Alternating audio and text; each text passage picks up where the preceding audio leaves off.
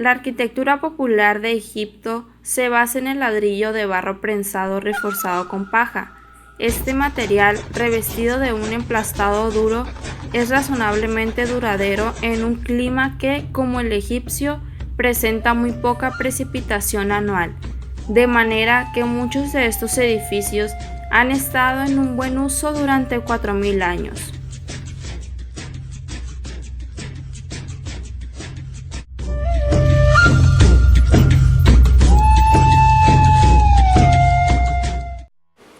La pirámide escalonada de Zoser en Saqqara. Las primeras sepulturas predinásticas eran unos rudimentarios fosos excavados en la arena a modo de criptas y cubiertos con losas de piedra, aunque no era infrecuente que los chacales excavaran y terminaran por desenterrar los cuerpos. Así pues, esta práctica evolucionó hacia la construcción de un edificio encima de la cripta cerrado por paredes de ladrillo de barro prensado.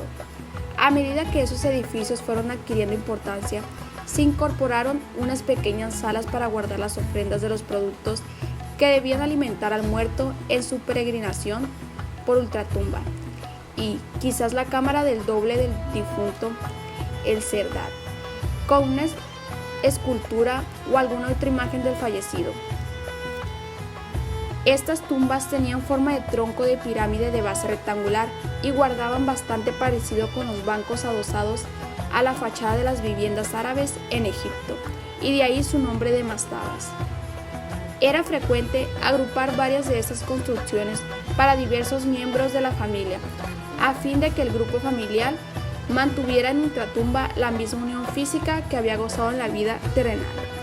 Si hubo alguna revolución perdurable y radical en la arquitectura egipcia, esa fue la protagonizada por el faraón Zoser, también llamado Djoser, y su arquitecto y primer ministro Imhotep, con la construcción de la pirámide y el complejo funerario en Saqqara, al sur de la capital Menfis, durante la tercera dinastía.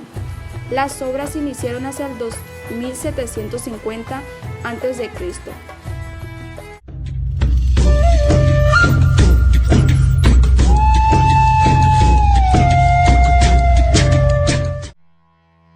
Las pirámides de Gizeh. Los historiadores de la antigüedad ya apreciaron el carácter especial de las pirámides de Gizeh. De hecho, les concedieron el privilegio de figurar en primer lugar entre las 7 maravillas del mundo. El trío de Gizeh representa la culminación de la edificación piramidal que ya no sería superada jamás por ningún otro monumento egipcio. Las caras de cada una de las imponentes masas pétreas están perfectamente orientadas a los 4 puntos cardinales.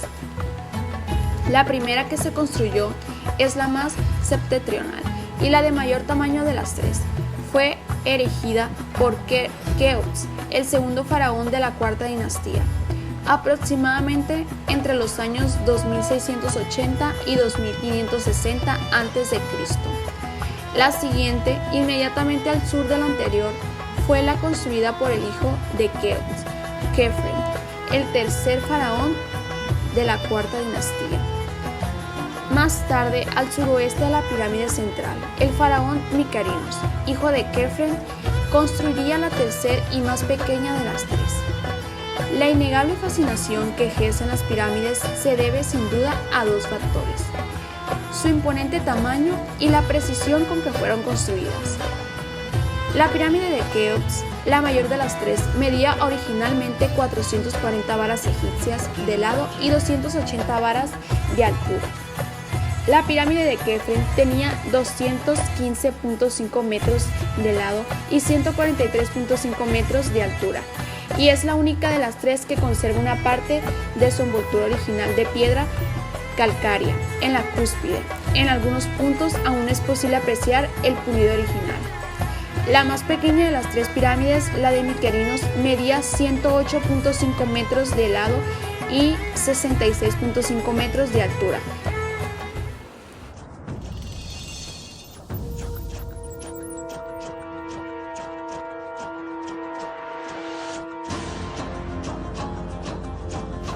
Poblados y casas egipcias.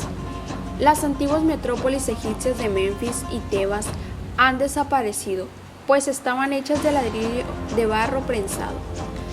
Bajo el reinado del faraón Akenatón, hacia los años 1379 y 1362 a.C., se fundó una nueva capital, Ai-Tatón, en el centro geográfico del antiguo Egipto.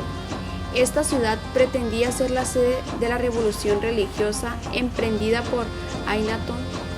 A la muerte de Akenatón, la ciudad y sus nuevos templos fueron demolidos por los sacerdotes de Amón y las piedras del templo empleadas para construir otros edificios.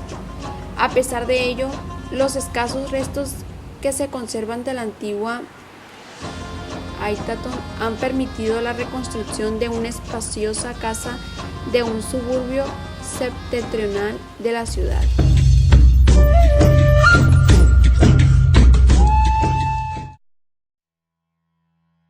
La tumba de Hatshepsut en Deir el-Bahari.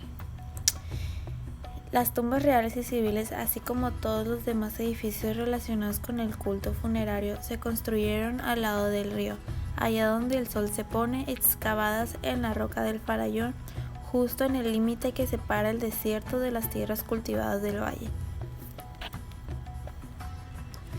Hatshepsut encargó a su arquitecto y administrador Senmut las construcciones de un templo funerario con terrazas junto al de Menhotep, que debían servir también como paraíso terrenal para Amón, como un jardín de árboles de la mirra importada del Punto. A lo largo del eje que arranca del templo de Amón en Karnak, al otro lado del río, Senmut emplazó el gigantesco templo del valle de Deir el-Bahari, una larga avenida jalonada de esfinges llevadas de la cuenca fértil a la entrada del patio, señalada con árboles en ambos lados. A lo largo del muro occidental se extiende una columnata de robustas columnas de planta cuadrada, detrás de la cual hay otra, más delicada. Las columnatas son atravesadas en su centro por una rampa que asciende a una gran terraza superior. A lo largo del lado este de la terraza hay otra columna doble que sirve de porche en los templos del fondo dedicados a Hathor. Todo el conjunto toma del modelo antiguo las imponentes columnatas abiertas y la organización geométrica y espacial, basada en la axialidad y en la ortogonalidad.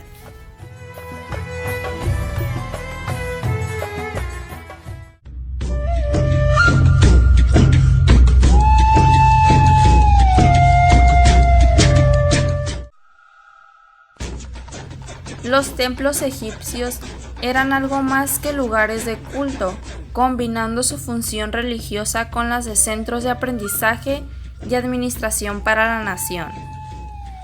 Los grandes templos incluían escuelas, universidades, bibliotecas y archivos.